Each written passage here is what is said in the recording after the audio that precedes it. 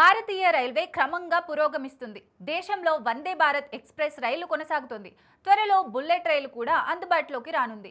త్వరలో hyper loop రైలు అందుబాటులోకి తీసుకువచ్చేందుకు పనులు వేగవంతమవుతున్నాయి. ఇందుకోసం 410 కిలోమీటర్ల మేర ట్రాక్‌ను సిద్ధం చేశారు.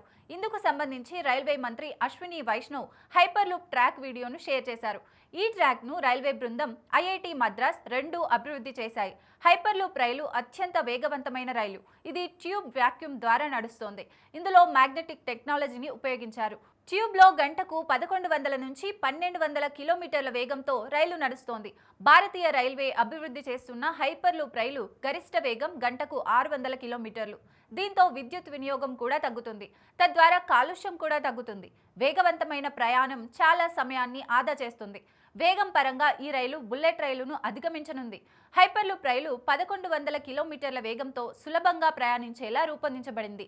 ఈ రైలు ఢిల్లీ, పాట్నా మధ్య దూరాన్ని ఇక గంటలో చేరుకోనుంది. దేశంలోనే తొలి హైపర్ లూప్ రైలు ముంబై, పూణే మధ్య నడపనున్నట్లు ప్రచారం జరుగుతోంది. ఈ ప్రాజెక్టు పూర్తయితే ముంబై నుంచి పూణే దూరం కేవలం 25 నిమిషాల్లోనే చేరుతుంది. ప్రస్తుతం రైలులో ఈ రెండు నగరాల మధ్య దూరాన్ని అధిగమించేందుకు 3 నుంచి 4 గంటల సమయం పడుతుంది.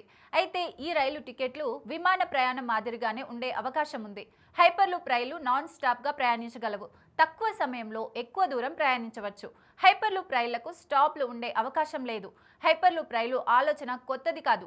ఈ కాన్సెప్ట్ను మొదట 2013లో ఎలన్ మస్క్ ప్రతిపాదించారు. అతను 2 అమెరికన్ నగరాలు లాస్ ఏంజల్స్, శాన్ ఫ్రాన్సిస్కో మధ్య త్వరిత నాన్ స్టాప్ ప్రయాణం కోసం ఈ ఆలోచనతో వచ్చాడు.